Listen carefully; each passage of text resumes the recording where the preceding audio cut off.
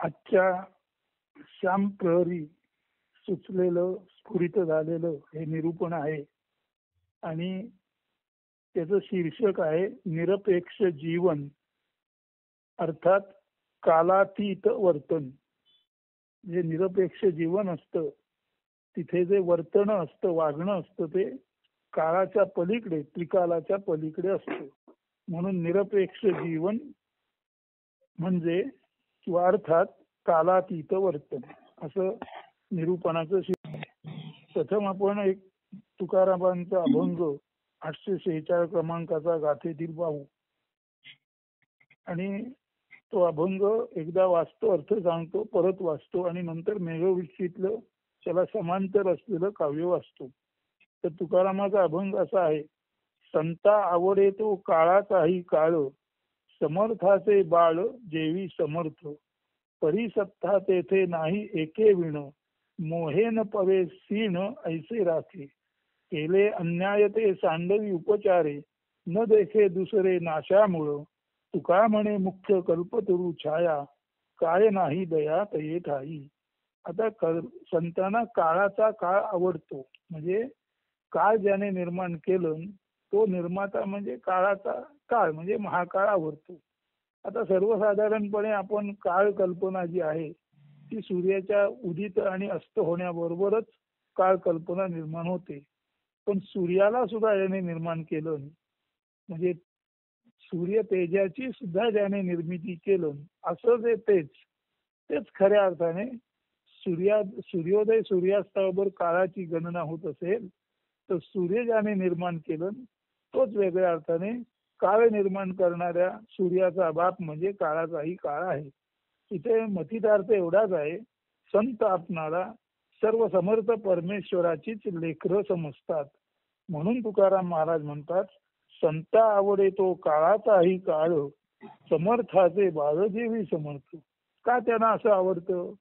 कारण जो सर्वात समर्थ आहे तो परमेश्वर. तो ज्या संतांना आवडतो ते संत समजून चालतात की आपण त्या समर्थ काळाचे अपत्य आहोत आणि समर्थाचं अपत्य, राजाचं अपत्य अनायसे राजे पण घेऊन जन्माला येतं. म्हणून तुकाराम महाराज म्हणतात, संता आवडे तो काळाचाही काळ, समर्थाचे बाळ जेवी समर्थ.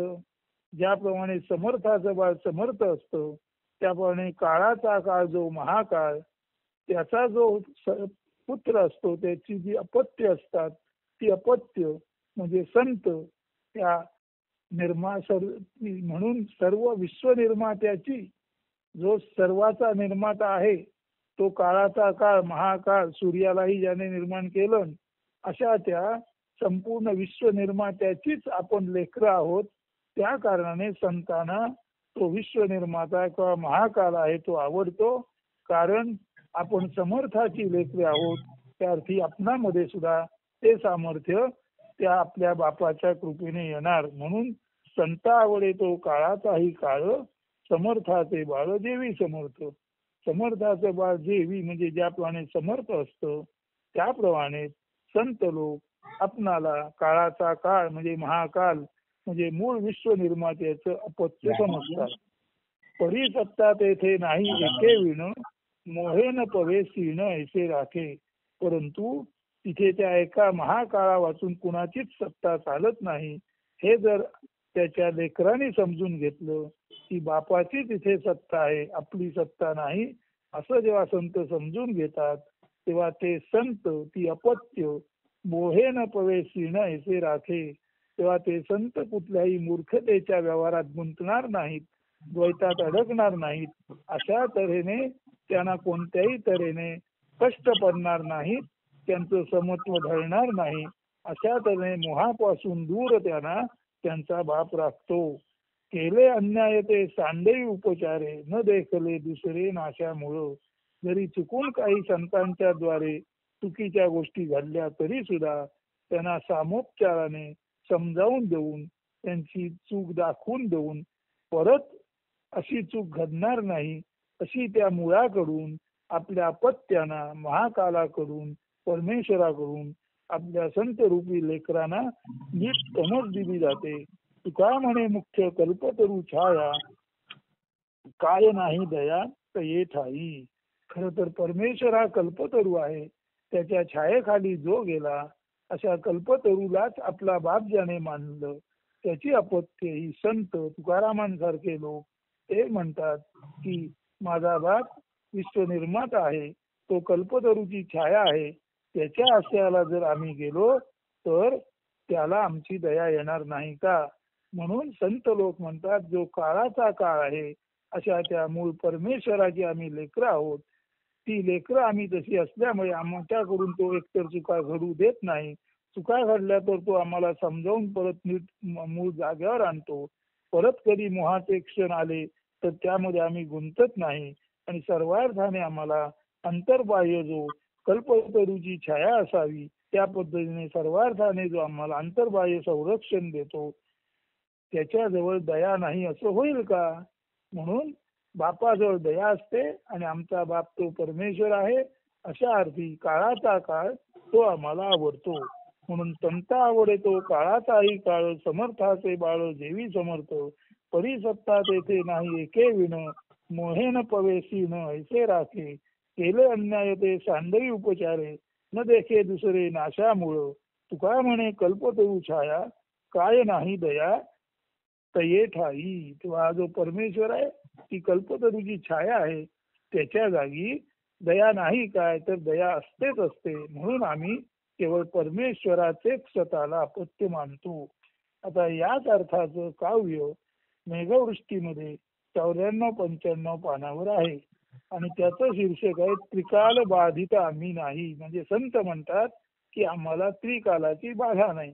जसं तुकाराम म्हणतो काळाचा काळ तो महाकाल आमचा बाप, त्यामुळे महाकालाची आम्ही अपत्य असतो, आम्हाला इतर काळ बाधत नाही. तसंच इथे मेघवृष्टीमध्ये काव्य उमटलेलं आहे. त्याचा अर्थ असा की त्रिकालाची बाधा म्हणजे वर्तमान भूत भविष्याची बाधा संतांना नसते.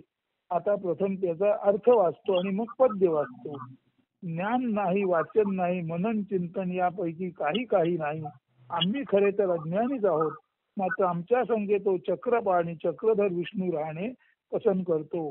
कोणताही ध्यास, ओढा, इच्छा, आस आणि छंद पुन्हा पुन्हा तेच ते चिंतिणे यापैकी आमच्याजवळ काही नाही. आम्ही निरक्षर आहोत तरीही तो अविनाशी अक्षर विठ्ठल आमच्याजवळ राहतो.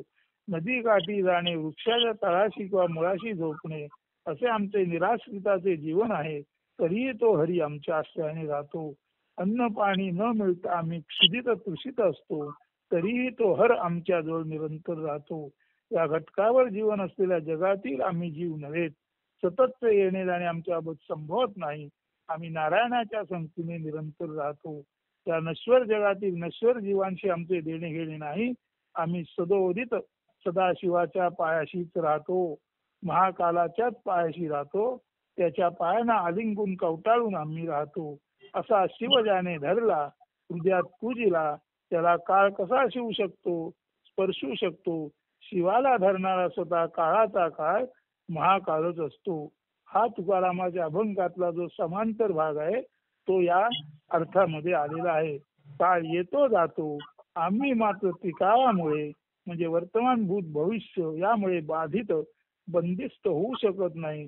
जो जो कालातीत कालाच्या पलीकडे असतो तो तो विराट आणि महान पवित्र परमशांत कैवल्यच असतो. अशा अर्थाने महाकालाला आपला बाप मानणारे संत खऱ्या अर्थाने काळाचा काळ स्वतःच महाकाल किंवा कैवल्य किंवा खऱ्या अर्थाने जीवनात असूनही विदेहीपणे मुक्ती भोगणारे असतात. तर आता पद्य ऐका म्हणजे त्यातली गंमत कळेल. नाही ज्ञान वाचन ना मनन चिंतन आम्ही बापुडे अज्ञानी आम्हा संगे चक्र पाणी नाही ध्यास नास ना अभ्यास निधिध्यास आम्ही असू निरक्षर संगे विठ्ठल अक्षर नदी तटाकी राहतो वृक्षमुळी झोपतो आम्ही जरी निराश्रित हरी आमुताश्रित विना अन्न उदक जरी क्षुधित तृषित तरी राही निरंतर आम्हा संगे तो हर आम्ही नाही आज गीते, नाही प्रवासी घडीचे. आम्हा नाही येणे जाणे, नारायण संगे राहणे. नाही सोय रस तप, जीवनी या जीवांशी. राहू सदा पायाशी, धरू सदा शिवाशी. शिव जाने धरिला, काळ कैसा त्या शिवला. कालातीत जाहला, तोये महाकाल उरला. काल येई तैसा जाई, त्रिकाल बाधित आम्ही नाही. कालातीत जो जो राही, विराट पुनीत तो तो राही. म्हणजे त्रिकाल बाधित संत नसतात आणि जे कालातीत असतात ते नेहमीच विराट ब्रह्मरूप असतात, नेहमीच पवित्र असतात.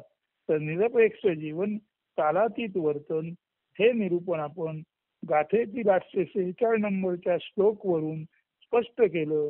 आणि मेघवृष्टीत 94-95 वर त्रिकाल बाधित आम्ही नाही असं जे काव्य आहे तेही अर्थाच्या दृष्टीने समांतर आहे.